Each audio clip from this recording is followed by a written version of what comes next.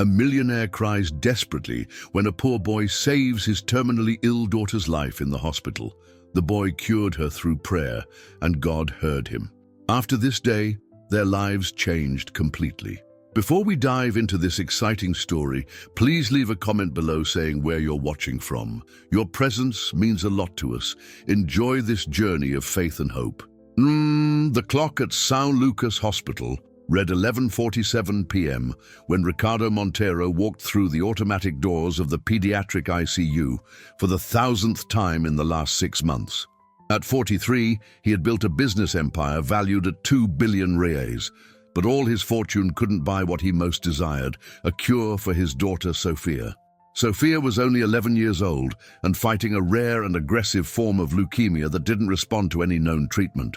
The world's best oncologists had been consulted, experimental treatments in Switzerland, gene therapies in the United States, traditional Chinese medicine in Beijing. Nothing worked. The cancer cells kept multiplying, devouring his little girl's life like a relentless fire. Mr. Montero, Dr. Helena Carvalho, approached with that expression Ricardo had learned to fear, the expression of bad news. "We need to talk about Sophia." Ricardo felt his legs weaken. After losing his wife Marina in childbirth with Sophia, his daughter was everything he had in the world. She was his light, his reason to live, the center of his universe. Today's tests. Dr. Helena paused, clearly struggling to find the right words. The cancer has spread to the central nervous system. We're talking about days, maybe a week at most. Ricardo's world crumbled. Days. After 6 months of battle, of hope, of promises that she would be fine, he was losing his princess. "There has to be something more we can do." His voice came out hoarse, desperate. "Money is no object. I'll pay any amount, take her anywhere in the world." "Mr. Montero," the doctor gently touched his arm, "we've done everything humanly possible. Sometimes medicine has its limits. What Sophia needs now is comfort, love, and perhaps what? Perhaps a miracle," the doctor admitted. "Something she would never say under normal circumstances." "I'm sorry. I'm truly sorry." Ricardo walked like a zombie to room 307, where Sophia was connected to dozens of machines beeping in different rhythms. She was awake, her large brown eyes, the same as Marina's, watching him with a maturity no 11-year-old should have. "Hi, Daddy," she whispered, her voice weak but still carrying that sweetness that always melted his heart. "Hi, my princess." Ricardo sat on the edge of the bed, holding her small, cold hand. "How are you feeling?" "Tired," she admitted. "Daddy, Dr. Helena told you, didn't she, about the tests?" Ricardo couldn't speak, just nodded as tears rolled down his face. "Don't cry, Daddy." Sophia squeezed his hand weakly. "I'm not afraid. I'm going to meet Mommy. She must be waiting for me." "Don't talk like that," Ricardo pleaded. "You're going to get better. We'll find a cure, I promise." "Daddy," Sophia interrupted him gently. "It's okay. You did everything you could. But sometimes, it's not about what we can do. It's about what God wants." Ricardo had never been religious. After losing Marina, any faith he might have had evaporated. What kind of God would take a mother from her newborn baby? What kind of God would let an innocent child suffer with cancer? A noise in the corridor caught his attention. Through the partially open door, he saw a boy, no more than 12 years old, being escorted by security. "Please, sir, I just want to help," the boy was saying, his voice loaded with urgency. "I know there's a very sick girl here. God told me to come. Kid, we've talked about this." The security guard seemed tired. "You can't keep entering the hospital. Visiting hours ended hours ago." "But I'm not visiting," the boy insisted. "I came to pray. God showed me in a dream. A girl with hair that was brown but now has no more hair. She's in the room with the number that has 3, 0, and 7. Ricardo felt a chill run down his spine. Sophia was in room 307 and had lost all her beautiful brown hair due to chemotherapy. "Wait." Ricardo stood up and went to the door. "Let the boy in." The security guard recognized him immediately. Everyone in the hospital knew Ricardo Montero, not just for his wealth, but for the generous donations he had made to the hospital over the months. "Mr. Montero, this boy has been coming here every week, says God talks to him. He's clearly a street kid trying to—" "I said let him in," Ricardo repeated firmly. The boy approached, and now Ricardo could see him clearly. He was barefoot, his clothes were patched, and at least 3 sizes too big, clearly donations. His black hair was disheveled, and there was dirt under his fingernails. But his eyes shone with something Ricardo couldn't define. Peace, perhaps, or certainty. "What's your name?" Ricardo asked. "Samuel," the boy replied. "Samuel dos Santos. I live at the San Francisco shelter downtown, and you said God showed you my daughter in a dream." Samuel nodded solemnly. 3 nights in a row. He showed me a girl surrounded by golden light, but the light was fading. He said I needed to come here and pray for her, that he had a plan. Ricardo looked at the boy skeptically. He seemed so thin, so fragile. How could this boy help when the world's best doctors had failed? "Daddy?" Sophia's weak voice came from the room. "Who's there?" Samuel passed by Ricardo and entered the room. When his eyes landed on Sophia, he stopped, and tears began to run down his face. "It's you," he whispered. "You're the girl from my dream." Sophia, who barely had energy to keep her eyes open, somehow found strength to smile. "Did you come to help me?" "I came to pray for you." Samuel approached the bed. "If your father allows it." Ricardo wanted to say no. He wanted to protect Sophia from false hopes. But something in his daughter's look, a spark he hadn't seen in weeks, made him agree. "All right," he said resignedly. "You can pray." Samuel knelt beside Sophia's bed, but didn't close his eyes immediately. Instead, he looked at her intently. "What's your name?" "Sophia." "Sophia," he repeated, savoring the word. "It means wisdom. Do you believe God can heal you?" Sophia looked at her father, then back at Samuel. I don't know. Daddy says God doesn't exist." "And what do you think?" "I think—" Sophia paused, thinking. "I think if he didn't exist, you wouldn't be here. Because how else would you know about me?" Samuel smiled, a smile that illuminated the entire room. "You really are wise, Sophia." He took her hands gently. His small, dirty hands contrasted with hers, pale and connected to IVs. But he held them as if they were the most precious treasure in the world. "Can I tell you a secret?" Samuel whispered. Sophia nodded. "When I was 5 years old, doctors said I was going to die. I had a hole in my heart. My mother, before she died, prayed over me every day. On the day they said I wouldn't make it through the night, she stayed on her knees for 12 straight hours. Didn't eat, didn't drink water, just prayed. And you know what happened?" "What?" "The next morning, the hole had disappeared. The doctors ran all the tests again. They couldn't explain it. They said it was impossible. But my mother knew. It was God answering her prayers." "Your mother must be very special," said Sophia. "She was. She died 2 years later, saving a child from a fire. But before she died, she made me promise something." "What?" "That I would use the gift of prayer to help others. That when God showed me someone in need, I would go, no matter what." Samuel closed his eyes and began to pray. But it wasn't an ordinary prayer. His voice, though young, carried an authority that made Ricardo shiver. "Heavenly Father, creator of all things, who knows each star by name and counts every hair on our heads, I come before you not by my own will, but because you sent me. This is Sophia, the girl you showed me in dreams." The machines continued beeping, but there seemed to be a different silence in the room, as if the very air was listening. "Lord, you are the same God who opened the Red Sea, who raised Lazarus, who healed the lepers and made the blind see. For you, nothing is impossible. Man's medicine has reached its limit, but you have no limits." Samuel squeezed Sophia's hands a little tighter, and Ricardo noticed that his daughter had closed her eyes too, tears streaming down her cheeks. "I don't ask by my will, but by yours. If it is your will, touch this child's body, cast out every cancer cell, restore every organ, renew every tissue. Do what doctors say is impossible, so that all may know that you are God." Samuel's voice began to tremble with emotion. But Lord, more than healing her body, heal hearts. The heart of the father who lost faith when he lost his wife, the heart of the daughter who has been strong for too long. Show them that even in the valley of the shadow of death, you are present. The room began to seem warmer, or maybe it was just Ricardo's imagination. But no, the nurses in the hallway had stopped, looking into the room with expressions of amazement. In the name of Jesus, Samuel continued, his voice now strong and clear, I declare healing over Sofia Montero.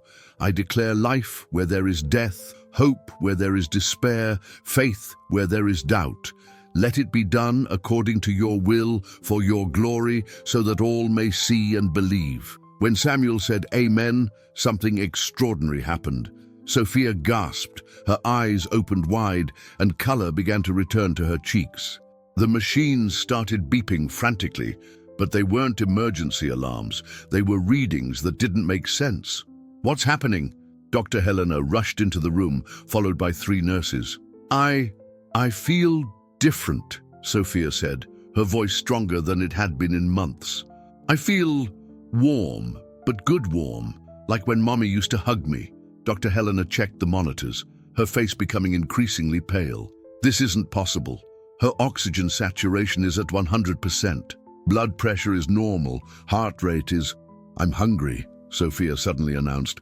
Daddy, I'm very hungry. Can I have pizza? Ricardo looked between his daughter, who hadn't had an appetite in weeks, and Samuel, who had gotten up and was wiping sweat from his forehead. Dr. Helena, Ricardo could barely speak. What's happening? I don't know. We need to run tests. Immediately.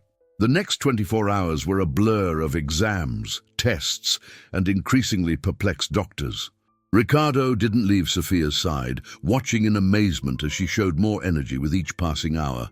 Samuel had stayed too, sitting quietly in the corner, occasionally murmuring prayers. Daddy, Sofia said the next morning, can I get up? I'm tired of lying down. Let's wait for Dr. Helena. But Sofia was already moving her legs out of bed. Legs that for days had barely responded now moved with ease. With Ricardo holding one arm and a nurse the other, Sofia stood up for the first time in 3 weeks. I'm standing, she laughed, a sound Ricardo hadn't heard for so long he had forgotten how musical it was. Daddy, I'm standing. Dr. Helena entered with a thick folder of results, her face a mask of professional shock, fighting with incredulity. Mr. Montero, Sofia, I need you to sit down. But I just got up, Sofia protested. Please. Moo. When everyone was seated, including Samuel, whom Ricardo had insisted should stay, Dr. Helena opened the folder. I have 30 years of medicine. I specialized in pediatric oncology 20 years ago.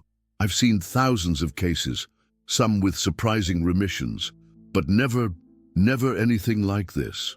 She took out 2 MRI images. This is Sofia's MRI from the day before yesterday, showing extensive metastasis in the brain, spinal cord, liver, and lungs. The image showed numerous white spots, like a malignant constellation spread throughout the small body. And this, she placed another image beside it, is the MRI from an hour ago. The second image was clean, completely clean. I don't understand. Ricardo looked between the 2 images. Where's the cancer? Gone, Dr. Helena said simply. Completely. Not even microscopic cancer cells. It's as if it never existed. Is that possible? No, she admitted. Medically speaking, it's impossible. Cancer doesn't disappear like this. Even spontaneous remissions, which are extremely rare, happen gradually over weeks or months. This defies every known medical law. It's a miracle, Samuel said softly. Like I said, God has no limits. Dr. Helena looked at him with a mixture of professional skepticism and reluctant admiration. I'm not a religious woman, boy, but I have no other explanation. We ran the tests 3 times, with different equipment, different technicians. The result is the same. Sofia is cured. Ricardo felt his legs fail. He fell to his knees, sobbing uncontrollably. Years of fear, months of despair, sleepless nights, all pouring out at once. Daddy! Sofia jumped from the bed, jumped and hugged him. Don't cry! It's a good thing. I know, he managed to say between sobs. "These are tears of joy, Princess. Tears of joy." He looked at Samuel, who watched with a small smile. "You... how... why?" Ricardo couldn't form a coherent sentence. "It wasn't me," Samuel said simply. "It was God. I was just the messenger." "But why you? Why Sophia? Why now?" Samuel shrugged. "I don't know all of God's whys, but I know He loves Sophia, and He loves you too, even if you don't believe in Him." Ricardo stood up slowly, still holding Sophia. I don't know what to say." "You don't need to say anything," Samuel replied.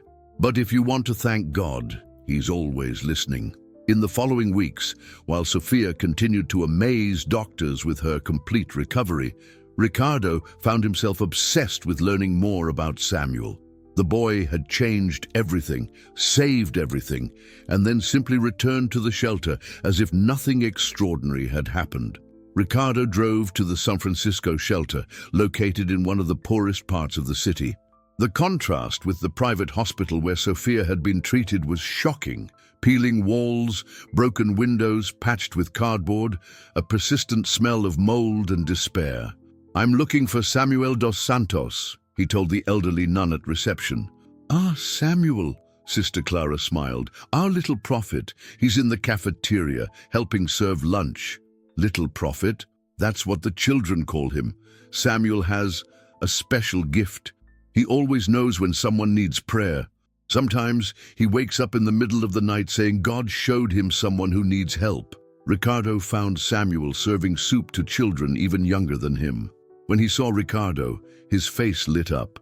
"Mr. Montero, how is Sophia?" "Perfect," Ricardo replied, still marveling to be able to say that. "Completely cured.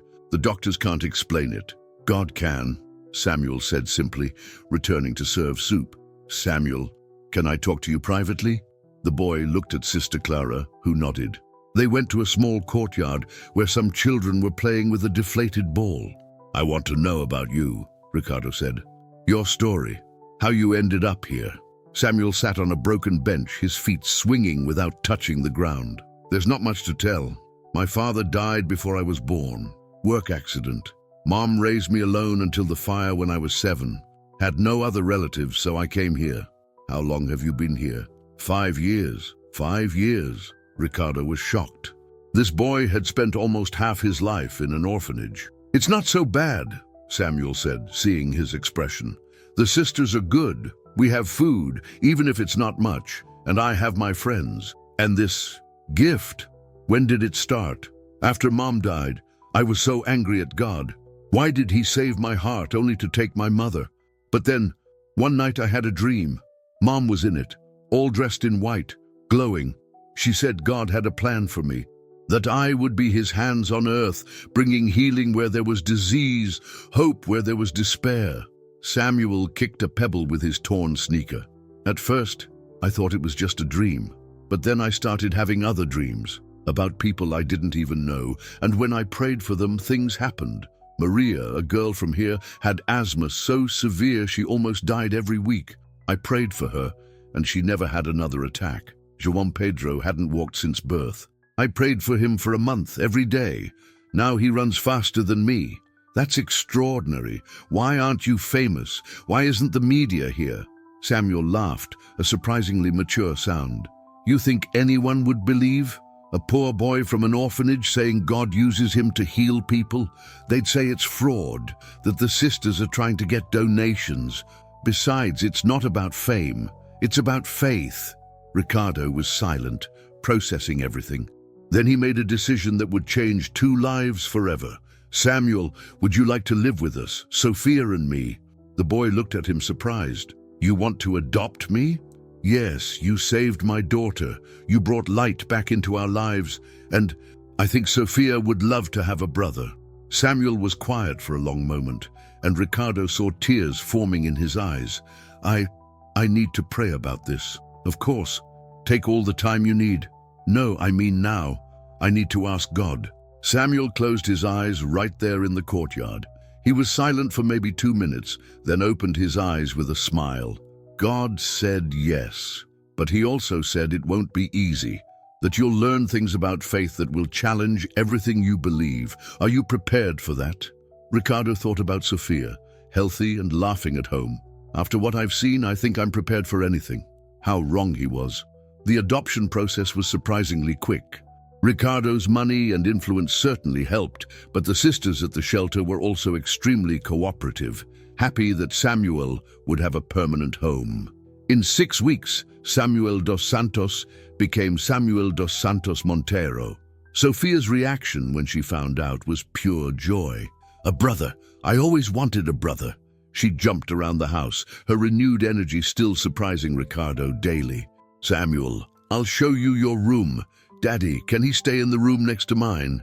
Samuel's adaptation to life in the Montero mansion was interesting.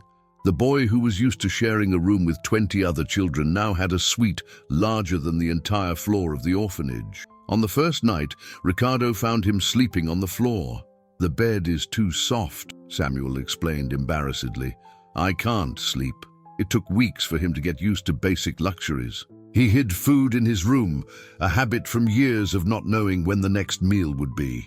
He washed his own clothes in the bathroom sink until the housekeeper gently explained about the laundry, and always prayed before anything, upon waking, before meals, before sleeping, and frequently Ricardo found him on his knees in the middle of the day. Why do you pray so much? Ricardo asked one day. Prayer is like breathing to me, Samuel replied. If I stop, I feel like I'll suffocate. The first major trial came 3 months after the adoption. Ricardo was in an important meeting when his secretary interrupted him. Mr. Montero, urgent call from the school. Ricardo's heart raced. School meant problems with the children. Mr. Montero, the principal's voice was tense. You need to come immediately. There's been an incident with Samuel. Ricardo arrived at the most expensive private school in São Paulo in record time. He found Samuel sitting outside the principal's office, completely calm, while parents and teachers seemed panicked. What happened? The principal, Mrs. Castellano, seemed to be struggling to find words. Samuel, during recess, a third-grade student, Amanda, fell from the monkey bars. She broke her neck. The paramedics said there was nothing they could do. Ricardo's blood froze. Where is Amanda now? That's the problem. She's fine, completely fine. Because Samuel... She paused, clearly struggling with what she was about to say. Samuel prayed over her, and she just got up. Her neck, which was visibly twisted, straightened. We have 12 witnesses, including 3 teachers. Ricardo looked at Samuel. Is it true? Samuel nodded. God showed me.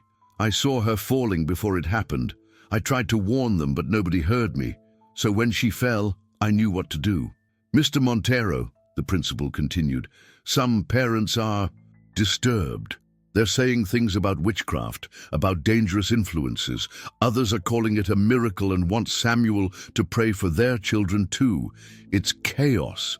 Ricardo felt the weight of Samuel's warning from months ago. It won't be easy. Did Samuel do something wrong? Ricardo asked firmly. Well, no, but then I don't see the problem. My son saw a child in danger and helped.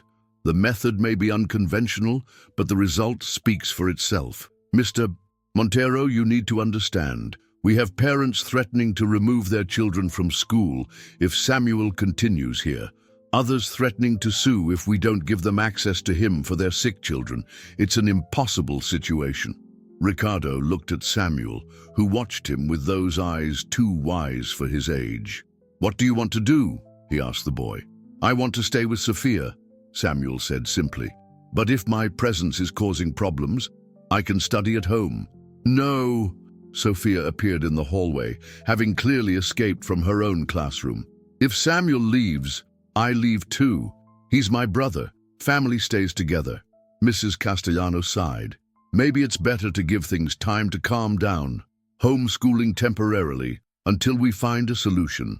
On the way home, the children in the back seat, Ricardo reflected on how his life had changed. 6 months ago, his biggest worry was losing Sophia. Now, he had 2 healthy children, but he also had, what? A living saint in his house, a child with inexplicable powers. Daddy, Samuel said softly. "Are you regretting adopting me?" "Never," Ricardo replied immediately. "Never, Samuel. You're my son. I'm just trying to figure out how to protect you and use your gift at the same time." "You don't need to protect me," Samuel said. "God does that. But thank you for trying." That night, Ricardo found Samuel and Sophia in her room, kneeling together beside the bed. "What are you praying for?" he asked from the door. "For you," Sophia said, "so that you find the faith you lost when Mommy died." Ricardo felt something move in his chest. "Do you pray for me often?" "Every night," Samuel said, "since the day we met." "Why?" "Because," Sophia said, getting up and hugging her father, "we love you, and we want you to feel the peace we feel."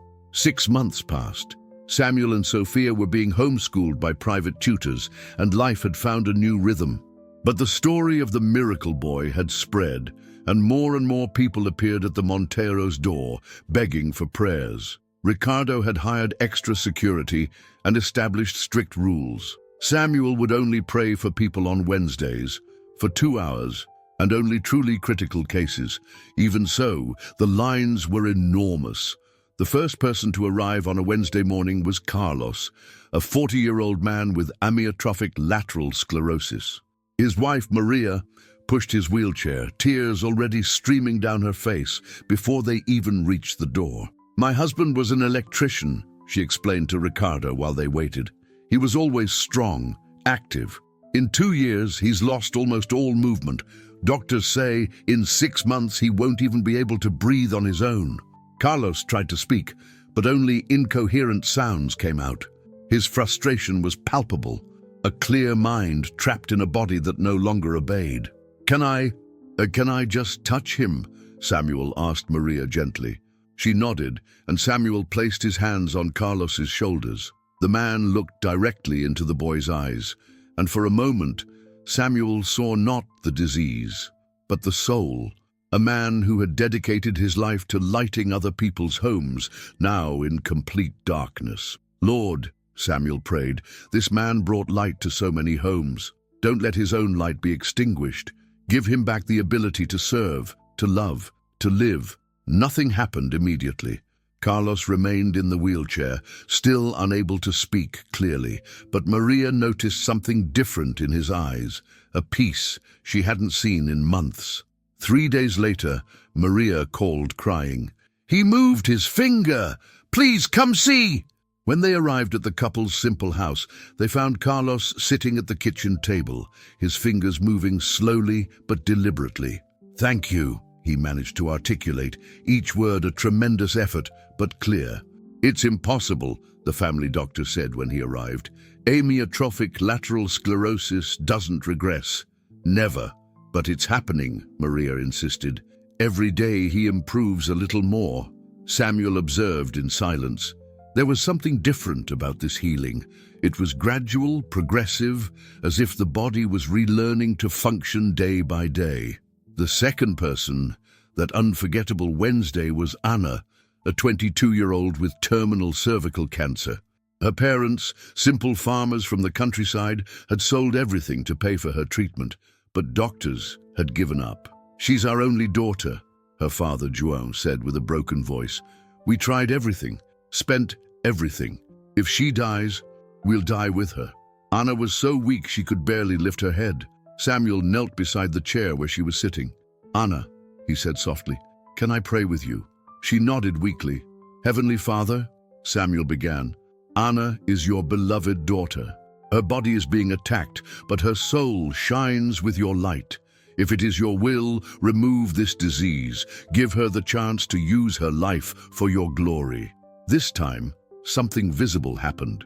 A rosy color returned to Anna's cheeks.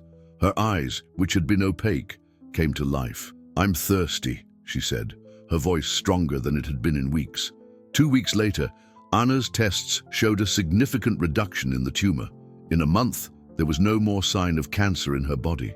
It was on one of those Wednesdays that everything changed again. Among the crowd was a well-dressed woman with a child in her arms. Ricardo recognized her immediately. Beatriz Alcantara, wife of a senator and one of the most influential women in the country. Mrs. Alcantara, Ricardo approached. I didn't expect to see you here. Desperation makes people desperate, Ricardo, she replied, her eyes red from crying. My son, Lucas. Doctors say it's severe autism. He's 5 years old and has never spoken a word, makes no eye contact, doesn't respond to his own name. We've tried everything. The best specialists, experimental therapies, even healers. Nothing worked. Ricardo looked at the boy in her arms. Lucas stared into emptiness, completely oblivious to the world around him. His hands made repetitive movements, and he rocked constantly. Beatrice, I need to be honest. Samuel isn't a magic show. He prays, and sometimes God answers, sometimes he doesn't. I know, she said, but I need to try. My husband thinks it's a waste of time, says it's charlatanism.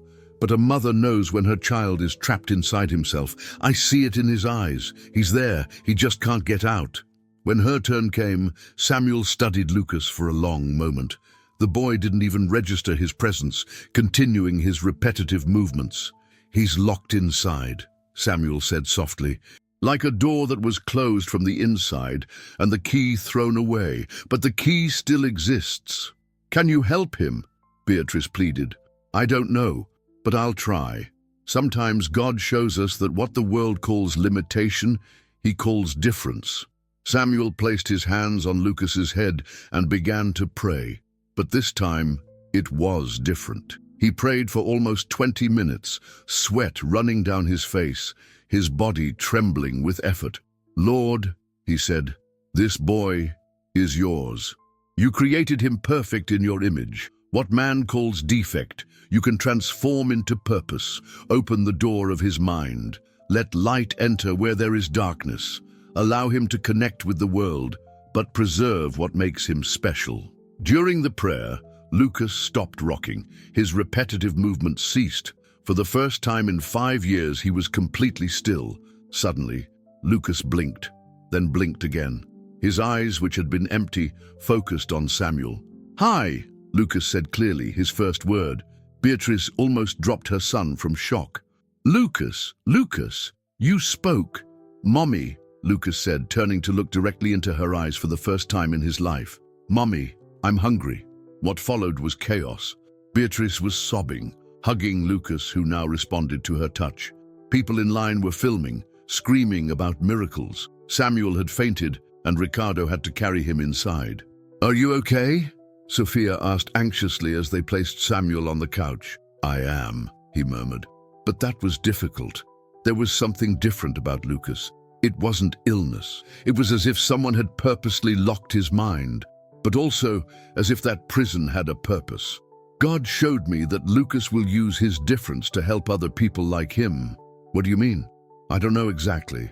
I just know it wasn't natural, and that God has big plans for Lucas. That same afternoon, before the viral video, other extraordinary events happened. Pedro, an 8-year-old boy with cerebral palsy, began to move his legs for the first time. Mariana, an elderly woman with advanced Parkinson's, stopped trembling and was able to write her own name. Roberto, a 20-year-old blind since birth, saw the first ray of light in 2 decades. Each healing was different.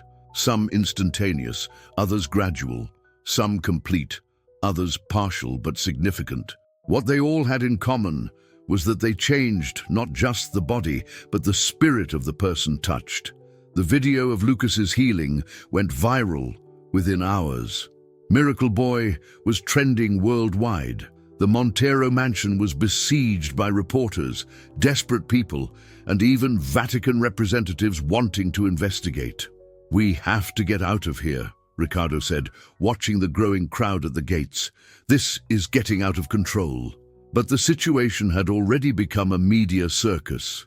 Reporters tried to jump the walls. Religious fanatics shouted prophecies at the gates. Skeptics with megaphones declared fraud. And in the middle of it all, dozens of desperate families camped in the street, waiting for a chance to have their loved ones touched by a miracle. Where will we go? Sophia asked. I have a farm in the countryside. We can stay there until things calm down. But while they were packing, Samuel touched Ricardo's arm. Mr. Montero, father, There's something I need to tell you. Ricardo stopped. Samuel rarely called him father. What is it? In my dreams, God has been showing me something. Something big is coming. Lucas's healing was just the beginning. Powerful people are paying attention now. Some want to use the gift for their own gain. Others want to destroy it because they're afraid. Afraid of what? Of God, of proof that He exists. Some people have built empires on the idea that God doesn't exist or doesn't care. If I continue healing people, those ideas crumble. And when powerful ideas crumble, powerful people do desperate things. Ricardo felt a chill down his spine. Are you saying we're in danger? I'm saying faith has always had a price. The question is, are we willing to pay it? Because what's coming will test everything we believe in. The farm in Minas Gerais was supposed to be a refuge, but the news followed them. Within a week, the small town was packed with pilgrims. People camped in the fields around the property, some for days without adequate food or water, waiting for a moment with Samuel. The situation was more complex than Ricardo had imagined. Among the pilgrims were desperate families with sick children, but also exploiters trying to film Samuel to sell the content, charlatans faking miracles for money, and even people with mental disorders who believed touching Samuel would give them supernatural powers. Mr. Monteiro, the town mayor, arrived at the farm one morning, clearly nervous. We need to talk. The town has only 5,000 inhabitants, and there are over 15,000 people camping here. Our resources are exhausted. We don't have enough hospitals, bathrooms, or food. Ricardo observed through the window. What were once green fields now looked like a city of improvised tents. The smell of spoiled food and human waste was beginning to spread with the wind. Additionally, the mayor continued, we've had 3 deaths. An elderly woman with diabetes who stopped taking insulin because she believed Samuel would cure her from a distance. A man with heart problems who walked 200 kilometers to get here. And a child who caught pneumonia sleeping in the open. The weight of responsibility fell on Ricardo like a mountain. People were dying because of faith in his son. What do you suggest? Ricardo asked. That he appear. Once. Publicly. Tell people to go home. Or, the mayor hesitated. Or what? Or, we'll have to request federal intervention. Declare a state of emergency. And that will mean Samuel will be taken for mandatory medical and psychological evaluation. That night, Ricardo talked with Samuel and Sophia about the situation. We can't ignore them, Samuel said, looking out the window. They came with faith. Some spent their last savings to get here. Others left medical treatments. If I do nothing, it will be like abandoning them. Samuel, you almost fainted last time, Ricardo protested, and now we have 15,000 people. You need to rest. Jesus didn't rest when crowds followed him, Samuel replied, but his voice carried fatigue. You're not Jesus, Ricardo said firmly, repeating the words from months ago. No, but I am his servant, and servants work until the master says to stop. It was Sophia who found the solution. What if we held a service, like a church, but outdoors? Samuel could pray for everyone at once, but he could also explain that faith doesn't mean abandoning medicine or personal responsibility. It could work, Ricardo considered. But 15,000 people, we can get help, Samuel said. Some of the people who were healed came back to help. Carlos, the electrician who had sclerosis, brought his team to install sound and lighting for free. Anna, the woman with cervical cancer, is organizing a volunteer medical team. Even Lucas, the autistic boy, his parents offered their resources. Ricardo was surprised. They came back. They never really left, Sophia said. People touched by miracles want to be part of something bigger. They want to give back. It took 3 days to organize. Ricardo had to use all his influence to get permits, equipment, and medical support. The army was called to maintain order and provide basic services. On the appointed day, over 50,000 people showed up. The news had spread, and pilgrims from all over the country and even abroad came. The small town seemed to have been invaded by a human ocean of hope and despair.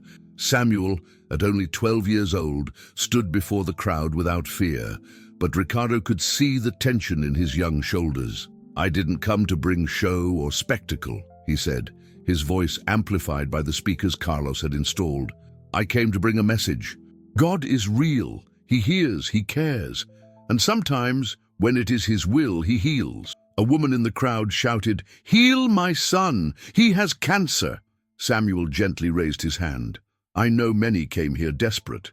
I know some spent money they didn't have, others abandoned important treatments, but I need to say something that might be hard to hear." The crowd became completely silent. "God gave me a gift, but I am not God. I can't heal everyone. It's not because God doesn't want to. It's because sometimes he has plans we don't understand. Some of you may be healed today. Others may find strength to face their illnesses. Still, others may discover that their purpose is different from what they expected. But, he continued, physical healing without spiritual healing is temporary. I can pray and God can heal your body today, but if your heart remains sick with sin, anger, unforgiveness, you've just traded one disease for another. An elderly man shouted from the crowd, "My wife died of cancer after we prayed for months. Where was God?" Samuel didn't avoid the question. "I don't know why your wife died. I don't know why some prayers are answered with yes, others with no, and others with wait. But I know one thing, death is not the end. It's just a change of address. And I know the love you shared didn't die with her." Tears began to run down the man's face. "So, before praying for physical healing, I want to pray for something more important. Your hearts, for forgiveness, for peace, for acceptance of God's will, whatever it may be." What happened next was something that not even Ricardo, who had seen so many miracles, was prepared for. While Samuel prayed, people began to cry, not from pain, but from liberation. Confessions were whispered, forgiveness offered, relationships restored right there in the field. A young man stood up and shouted, "I forgive my father!" Then another, "Sorry for abandoning my family." And another, "Forgive my daughter, please." It was as if years of hurt, anger, and bitterness were being washed away by a spiritual rain. "Now," Samuel said after almost an hour of this emotional outpouring, "for those who need physical healing, raise your hands." Thousands of hands rose, a human forest of need. Samuel closed his eyes. "Heavenly Father, look at these people. Each one is your creation, loved by you. Where there is disease, bring health. Where there is disability, bring wholeness. Where there is pain, bring relief. But above all, where there is despair, bring hope. Where there is hatred, bring love. Where there is fear, bring faith. Not by my will, but by yours. Not for my glory, but for yours. Let all know that you are God, that you are love, that you are present even in suffering." Indeed, what happened next was documented by hundreds of cameras and witnessed by tens of thousands. A light, some said golden, others white, others described as indescribable, seemed to emanate from Samuel and spread through the crowd like a wave. People in wheelchairs stood up. A woman who had been blind for 30 years screamed that she could see the colors of the sky. A man with Parkinson's stopped trembling instantly. Children with mental disabilities began to speak clearly. Dozens of cancer cases disappeared in the moment, but more than that, spiritual changes happened. Couples who had fought embraced. Parents reconciled with estranged children. People who had lost faith publicly declared they believed again. However, not everyone was physically healed, and this created a complicated dynamic. Those who were healed cried with joy, while others who remained ill struggled with feelings of rejection and inadequacy. Samuel, perceiving this, did something no one expected. He came down from the platform and went directly to a girl in a wheelchair who hadn't been healed. "How are you feeling?" he asked gently. "Sad," she admitted. "Doesn't God love me enough to heal me?" "God loves you so much," Samuel said, kneeling beside her, "that he has special plans for you. Sometimes he heals our bodies. Other times he uses our weakness to show his strength. You may not walk, but your heart can fly. Your life can touch other lives in ways you can't imagine. How? I don't know yet, but God knows, and I believe he'll show you." The girl smiled for the first time in months. But the price of this massive event was high. Samuel collapsed on the platform at the end, and this time didn't wake up immediately.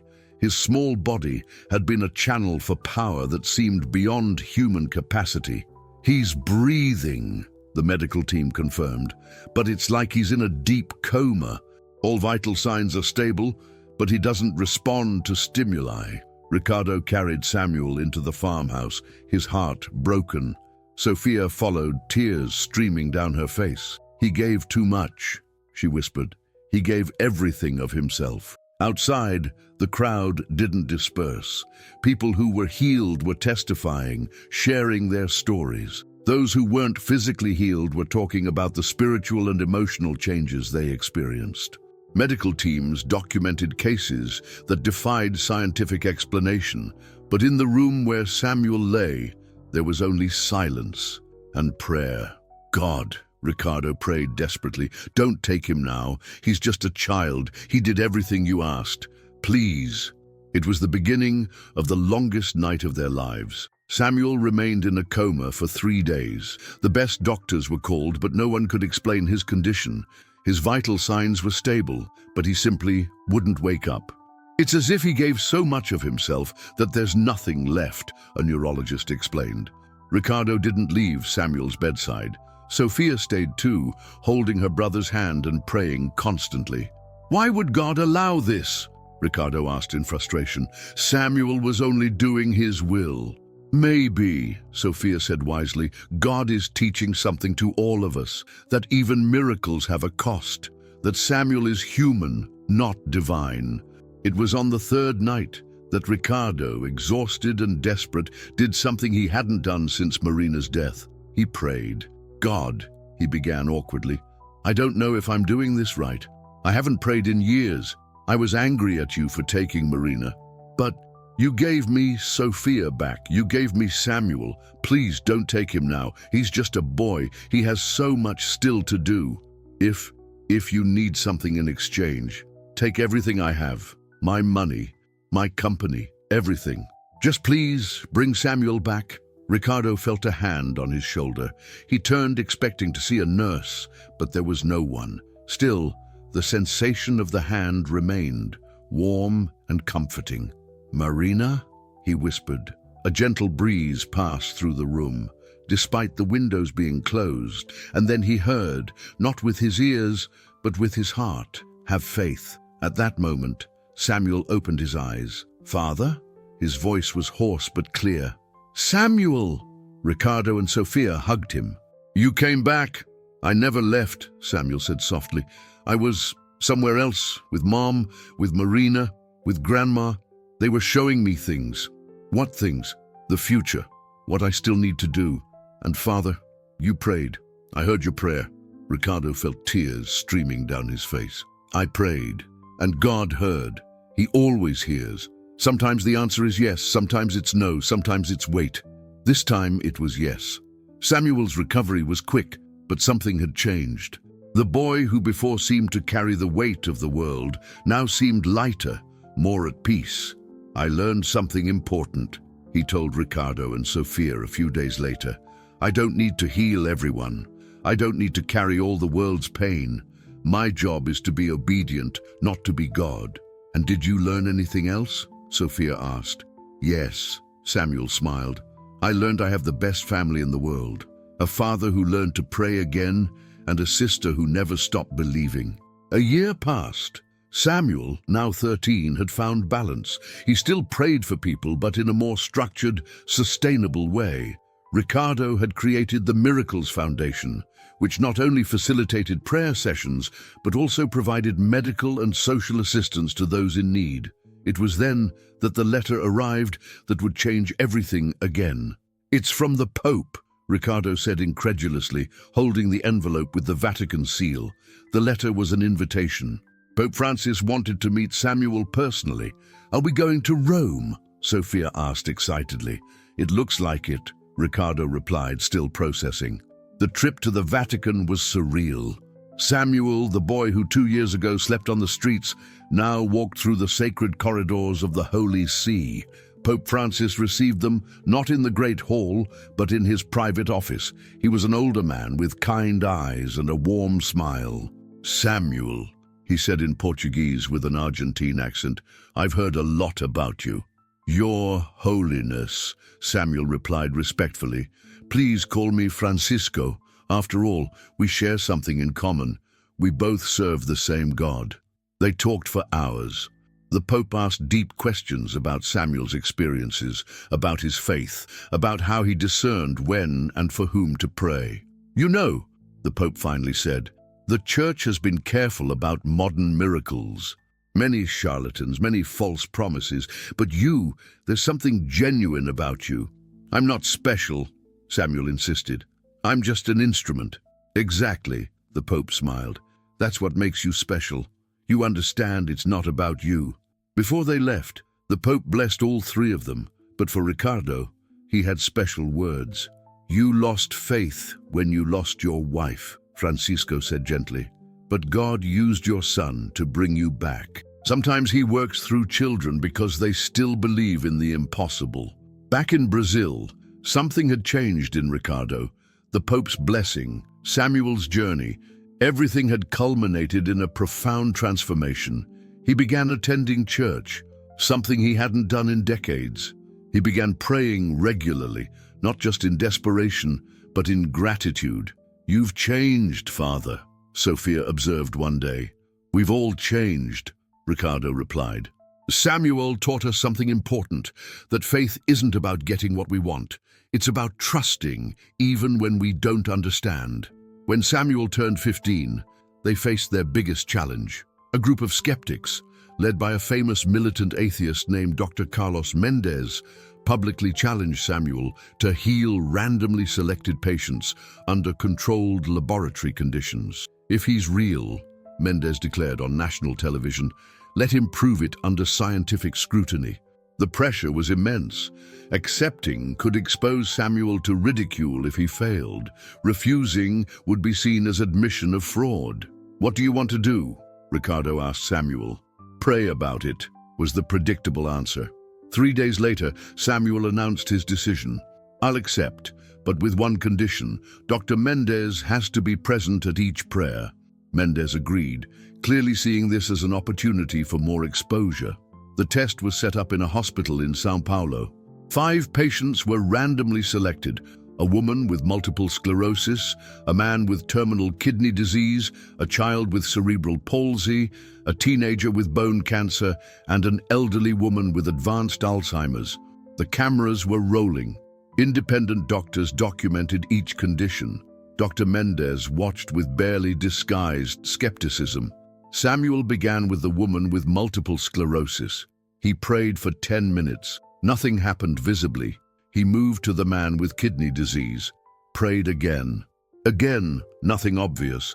The child with cerebral palsy, the teenager with cancer, the elderly woman with Alzheimer's. For each one, he prayed fervently, but there were no immediate dramatic changes. "As I suspected," Mendez announced triumphantly. "Fraud exposed, placebo effect at most." But Samuel didn't seem disturbed. "Doctor, you said you wanted scientific proof. Science requires time for observation, doesn't it? I suggest we wait a week and redo the exams." Mendez agreed confidently. A week later, the test results shocked the medical community. The woman with multiple sclerosis showed no signs of the disease. The man's kidneys were functioning perfectly. The child with cerebral palsy was taking his first steps. The teenager's cancer had completely disappeared. And the elderly woman with Alzheimer's was lucid, recognizing family members she hadn't seen in years.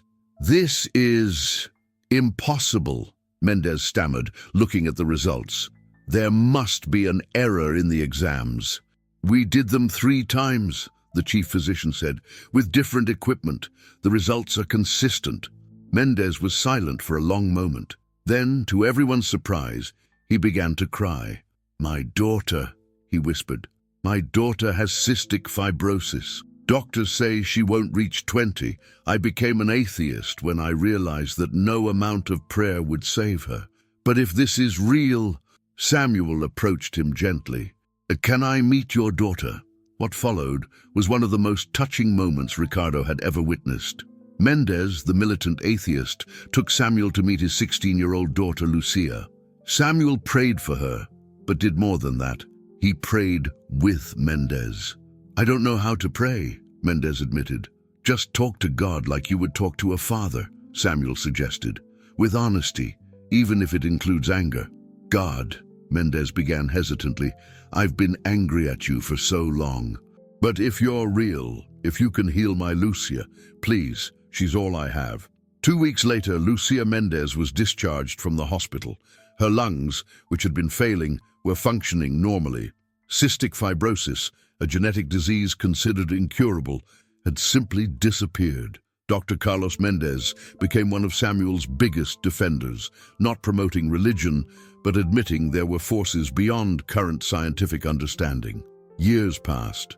Samuel grew from a miracle boy to a humble young man who continued serving God and people. Sophia became a doctor, combining faith and science in her practice. And Ricardo became a transformed man. At 18, Samuel made a surprising decision. "Father," he said to Ricardo, "I want to be a priest." "A priest?" Ricardo was surprised. "But what about your gift?" "I'll continue using it, but I want to serve God completely, not just through healing, but through ministry.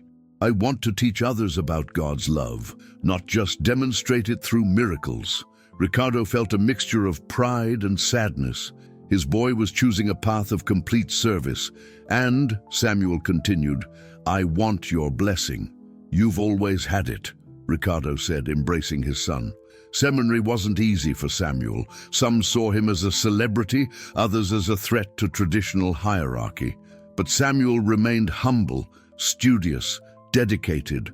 During those years, Ricardo did something he never imagined. He also began to serve. He transformed part of his company into a non-profit organization dedicated to providing free medical care to the poor.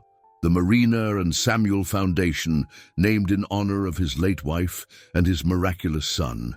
It was during Samuel's ordination that the last great miracle happened. Ricardo was in the front row, Sophia beside him, watching Samuel kneel before the bishop. As hands were placed on Samuel's head, Ricardo felt a familiar presence. He turned and for just a moment saw Marina. She was smiling, radiant, proud. Beside her was Samuel's mother and the grandmother he had never met, all watching, all celebrating. "Do you see?" Sophia whispered. "You see too?" Ricardo asked, amazed. "Yes, Daddy. They've always been here. We just needed eyes of faith to see." Father Samuel dos Santos Montero celebrated his first Mass in the same church where years ago a barefoot boy had been barred for being too dirty. Now the church was packed. Rich and poor, healthy and sick, believers and skeptics, all came to hear the young priest who had touched so many lives. "My brothers and sisters," Samuel began his sermon, "today I want to talk about family. Not blood family, though that's important, but the family God creates through love. Many years ago, I was an orphan boy, sleeping on the streets, hungry and alone. But God had a plan. He took me to a hospital where I met a sick girl and her desperate father. What happened next wasn't just physical healing. It was the creation of a family. My father, Ricardo Montero," Samuel looked directly at him, "taught me that love knows no barriers of class or blood. My sister Sophia taught me that faith can move mountains, or in her case, make paralyzed legs walk again. But most importantly, I learned that every act of faith, every answered prayer, every miracle is not an end in itself. It's just the beginning.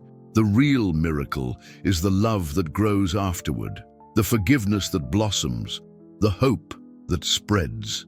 As Samuel continued, Ricardo thought about his journey. From a broken man who had lost faith to a father of 2 extraordinary children. From someone who measured success in money to someone who measured it in transformed lives. After Mass, as people crowded around Father Samuel, a little girl approached Ricardo. She couldn't have been more than 6 years old, with large brown eyes and a shy smile. "Sir," she said, "Are you Father Samuel's daddy?" "I am." Ricardo knelt to her level. "Why?" "My mommy said you saved his life when he was little, that you adopted him and gave him a family." "It was he who saved us," Ricardo corrected gently. "But," the girl insisted with childlike logic, "if you hadn't adopted him, he couldn't have saved all those people, right?" Ricardo paused, realizing the profound truth in the child's simple words. "So," the girl continued, "thank you for being a good daddy." As she ran back to her mother, Ricardo stood there, moved. All the money in the world couldn't buy what he had received: purpose, faith, family, and the certainty that he had been part of something much greater than himself. Ricardo Monteiro, now 63 years old, was sitting in the garden of the hospital he had built in memory of Marina. Santa Marina Hospital had become Brazil's largest free treatment center, combining modern medicine with spiritual support. Sofia, now 31, was the medical director. Married with 2 children of her own, she had developed revolutionary protocols that integrated prayer and traditional medicine. Father Samuel, at 33, divided his time between his parish and the hospital, where he conducted weekly healing services. His gift remained strong, but now it was tempered with wisdom and discernment. "Father," Samuel approached, sitting beside Ricardo on the bench. "There's someone I want you to meet." A boy of about 10 approached timidly. He was barefoot, his clothes patched, with eyes that had seen too much for his age. "This is João," Samuel said. "He's been sleeping behind the hospital. Says God has been showing him people in his dreams, people he needs to help." Ricardo looked from the boy to Samuel, then smiled. "Hello, João," he said gently. "How about having lunch with us? We have a lot to talk about." As they walked inside, the boy between them, Ricardo realized the story was repeating itself, but this time he was ready. This time he had faith. The cycle of love continued. In heaven, Marina smiled. God's plan, as always, was perfect. And somewhere, a sick child was about to receive their miracle through the hands of a boy who once had nothing but faith, and a man who learned that sometimes losing everything is the only way to find what really matters. The story of Ricardo, Samuel, and Sofia became legend, not because miracles happened, though they did, but because it proved that the greatest miracle of all is the love that chooses to adopt the abandoned, heal the broken, and create family where there was once only loneliness. And the most beautiful part of all, this was just the beginning. Because where there is faith, there is always hope. Where there is hope, there is always love. And where there is love, miracles never stop happening. But the end. If this story touched your heart, leave an amen in the comments. Share this video with someone who needs to renew their faith and hope. Subscribe to the channel and activate notifications for more inspiring stories of faith, love, and miracles. Tell us, have you ever witnessed or experienced a miracle? Share your experience in the comments. Remember, God works in mysterious ways and sometimes uses the most unlikely people to perform his greatest miracles. God bless you and your family.